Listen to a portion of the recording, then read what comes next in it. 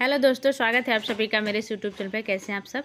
आज के इस वीडियो में हम लोग रघुवंशम महाकाव्य जो कि महाकवि कालिदास की यह महाकाव्य रचना है, तो इसका क्या सामान्य परिचय है, इसकी मुख्य विशेषता क्या है, इस महाकाव्य का मुख्य कथानक क्या है, इसकी भाषा शैली क्या है, कौन सा अलंकार, कौन सी गुण है, तो इन सब का अध्ययन आज के इस वीडियो में हम लोग देखेंगे। तो शुरू करते हैं बिना देरी करे। रघुवंश महाकाव्य में कालिदास ने रघुवंश के कुल 29 राजाओं का 19 सर्गों में वर्णन किया है, जिसकी शुरुआत दिलीप से होती है और अंत इसका जो है कि अग्निवर्ण पर होता है।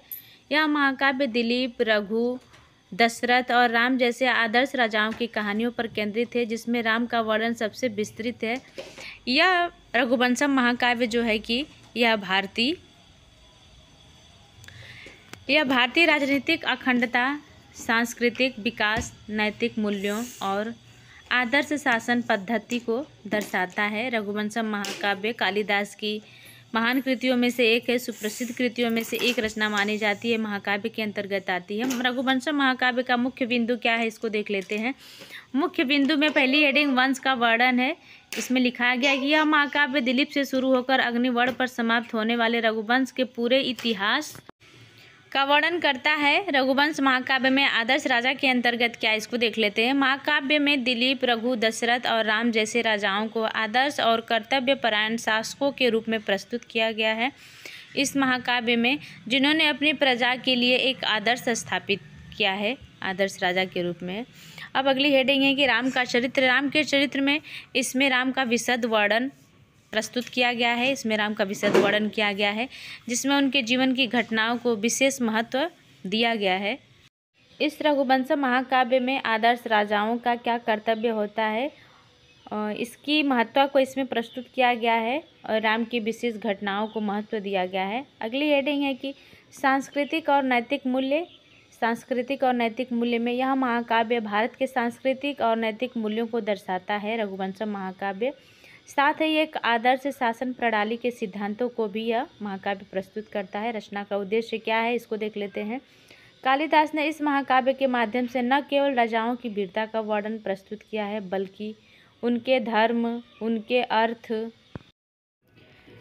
और अर्थ के साथ साथ इस रघुवंशम महाकाव्य में काम के त्रिवर्ग के साधना और जीवन के अंतिम समय में मोक्ष प्राप्ति का भी चित्रण प्रस्तुत किया गया है।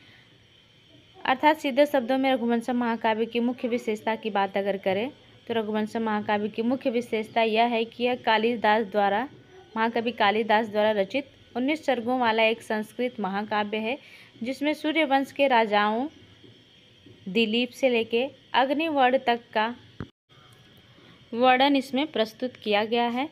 रघुवंशम महाकाव्य में इसकी समीक्षा की बात करें तो इसकी समीक्षा से यह पता चलता है कि यह महाकाव्य है जो कि आदर्श, राजधर्म, समाज और संस्कृति के चित्रण के साथ साथ काव्य सौंदर्य और गहन मनोवैज्ञानिक अंतर्दृष्टि के लिए विख्यात है, जो इसे एक अद्वितीय रचना बनाती है। रघुवंशम महाकाव्य की मुख्य विशेषता देख लेते हैं। इसके पहले तो मुख्य बिंदु के अंतर्गत कौन कौन सी हेडिंग आई उसको देखिए। अब हम लोग इसकी मुख्य विशेषता क्या है उसको देख लेते हैं। विषय वस्तु की बात करें तो विषय वस्तु में यह दिलीप से शुरू होकर अग्निवर्ण पर समाप्त होने वाले रघुवंश के 29 राजाओं के वंश वृक्ष का वर्णन प्रस्तुत करता है। रघुवंशम महाकाव्य काव्य शैली की बात करें तो इसमें कुल 19 सर्ग हैं और 21 प्रकार के छंदों का इस रघुवंशम महाकाव्य में 21 प्रकार के छंदों का प्रयोग किया गया है। इसमें 21 प्रकार के छंदों का प्रयोग देखने को मिलता है। रघुवंशम महाकाव्य की मुख्य विशेषता में पात्र की बात अगर हम लोग करें तो मुख्य पात्रों के रूप में देख लेते हैं कौन कौन से मुख्य पात्र हैं। मुख्य पात्रों में इसमें राजा दिलीप, रघु, अज, दशरथ और राम जैसे प्रमुख राजाओं के चरित्रों का चित्रण देखने को मिलता है। आदर्श राजा का चित्रण में क्या है इसको देख लेते हैं। यह आदर्श शासकों के गुणों और राजधर्म का वर्णन है, जहाँ राजा प्रजा के कल्याण को प्राथमिकता देता है। तो रघुवंशम महाकाव्य में एक राजा के द्वारा प्रजा के कल्याण की प्राथमिकता को भी इस महाकाव्य में महत्व दिया गया है, उसको प्राथमिकता दी गई है इस महाकाव्य में। रघुवंशम महाकाव्य की मुख्य विशेषता में सांस्कृतिक और भौगोलिक चित्रण को देख लेते हैं। यह राम द्वारा सीता के दंडारण्य और पंचवटी के स्थानों को दिखाने जैसे प्रसंगों के माध्यम से गहन सांस्कृतिक और भौगोलिक जानकारी प्रदान करता है। इस प्रकार से रघुवंशम महाकाव्य की विशेषता की बात करें तो रघुवंशम महाकाव्य अपनी विशेषता से, अपनी कथानक से, अपने सार से बहुत ही महत्वपूर्ण यह रचना है।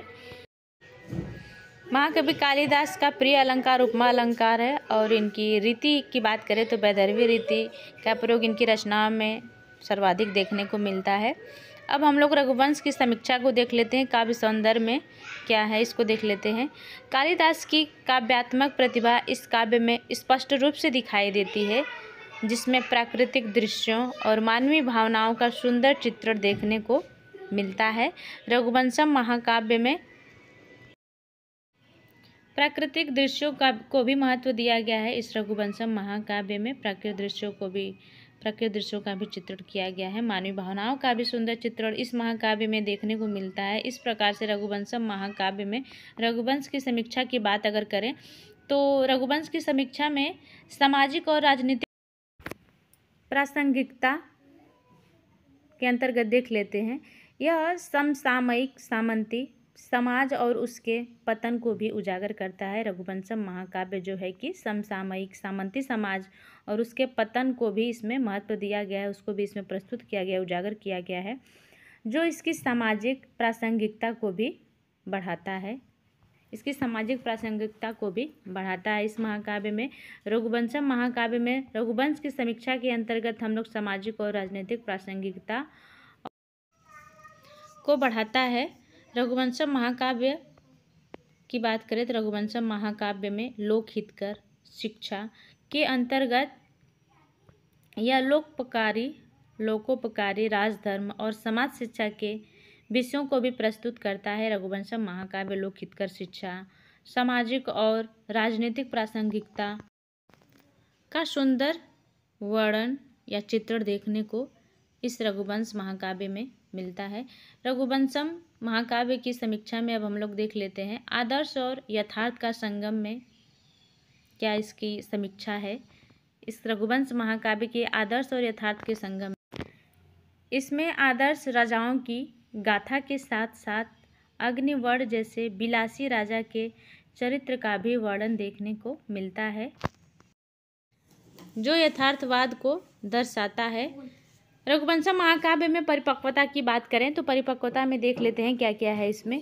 इसे कालिदास की सर्वाधिक प्रौढ़ और उत्कृष्ट काव्य कृति मानी जाती है। रघुवंशम महाकाव्य को कालिदास की सर्वाधिक प्रौढ़ और उत्कृष्ट काव्य कृतियों के अंतर्गत रखा जाता है, जिसका फलक कुमार संभव की तुलना में अधिक विस्तृत है। कुमार संभव की तुलना की बात करें तो रघुवंशम महाकाव्य इसकी तुलना में अधिक विस्तृत यह रचना मानी गई है। कुमार संभव महाकाव्य कालिदास की 17 सर्गों में विभक्त हुआ रचना है, जबकि रघुवंशम महाकाव्य 19 सर्गों में विभक्त यह रचना है। महाकाव्य के अंतर्गत यह रचना आती है। इस प्रकार हम लोग आज के इस वीडियो में महाकवि कालिदास की रघुवंशम महाकाव्य जो रचना है, जो 19 सर्गों में विभक्त है, जिसमें 29 राजाओं का वर्णन प्रस्तुत किया गया है। तो इस महाकाव्य हम लोग इसके मुख्य पात्र क्या है, इसका मुख्य सार क्या है, मुख्य विशेषता क्या है, मुख्य बिंदु क्या है, इसका कथानक क्या है, इसका काव्य सौंदर्य क्या है और रघुवंशम की समीक्षा हम लोग आज के इस वीडियो में कवर किए। तो आज के लिए बस इतना ही। वीडियो अच्छी लगे तो प्लीज़ आप लोग चैनल को लाइक, सब्सक्राइब और शेयर करिएगा। आप लोग का बहुत बहुत धन्यवाद। Thank you.